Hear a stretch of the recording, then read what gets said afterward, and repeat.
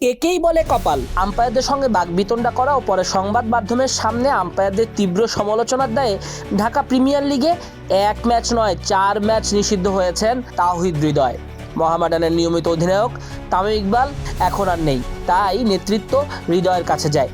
চিরপ্রতিদ্বন্দ্বী আবাহনীকে হারিয়ে শিরোপার দৌড়ে বেশ খানিকটা এগিয়ে গিয়েছিল মোহামেডান, কিন্তু সেই ম্যাচে আম্পায়ারদের সঙ্গে বাকবিতণ্ডায় তাকে 1 ম্যাচে নিষেধাজ্ঞা দেওয়া হয়েছিল শুরুতে, পাশাপাশি 4টা ডিমেরিট পয়েন্টও দেওয়া হয়। কিন্তু ঘটনা সেখানেই থামেনি। ম্যাচ শেষে সংবাদ মাধ্যমে হৃদয় ফের আম্পায়ারদের সমালোচনা করেন। আইসিসির এলিট প্যানেলে জায়গা পাওয়া প্রথম বাংলাদেশি আম্পায়ার শরফুদ্দৌলা ইবনে শহীদ সৈকতকে তুচ্ছ তাচ্ছিল্য করে হৃদয় কথা বলেন সব কিছু ফাঁস করে দিবেন।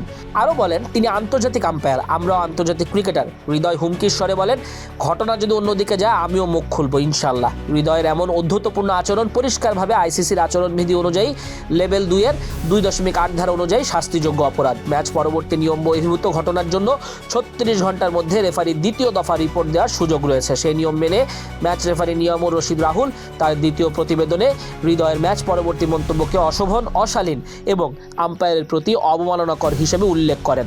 আরও 4 ডিমেরিট পয়েন্ট যোগ করে দেন। এতে সব মিলিয়ে হৃদয়ের ডিমেরিট পয়েন্টের সংখ্যা দাঁড়ায় 8-এ, যার ফলে 4 ম্যাচ নিষেধাজ্ঞার মুখে পড়তে হলো তাকে। হৃদয়ের এমন আচরণের বিষয়ে বিসিবির আম্পায়ার ও ম্যাচ রেফারি কমিটির চেয়ারম্যান ইফতেখার মিঠু গরম কথা বলে দিয়েছেন। হৃদয়ের এমন আচরণ অত্যন্ত হতাশাজনক। জাতীয় দলের খেলোয়াড়, তার কাছ থেকে শৃঙ্খলাপূর্ণ আচরণ প্রত্যাশিত। ভবিষ্যতে যেন কেউ এমন আচরণ না করে দৃষ্টান্ত তৈরি করতে শাস্তি দেওয়া হয়েছে। শনিবার আবাহনী মোহামেডান ম্যাচের 7ম ওভারে মোহামেডান পেসার এবাদত হোসেনের বল আঘাত হানে আবাহনীর ব্যাটার মোহাম্মদ মিঠুনের প্যাডে। অনফিল্ড আম্পায়ার তানভীর আহমেদ আবেদনে সাড়া দিলে ক্ষিপ্ত হন মোহামেডান অধিনায়ক হৃদয়, বোলার এবাদত সহ অন্যরা। এক পর্যায়ে লেগ আম্পায়ার সৈকতের সঙ্গেও উচ্চবাচ্য করেন হৃদয়। সেই ঘটনা পরে আগ্রাসী মন্তব্যের কারণে বড় শাস্তির মুখে পড়তে হলো মোহামেডান অধিনায়ককে।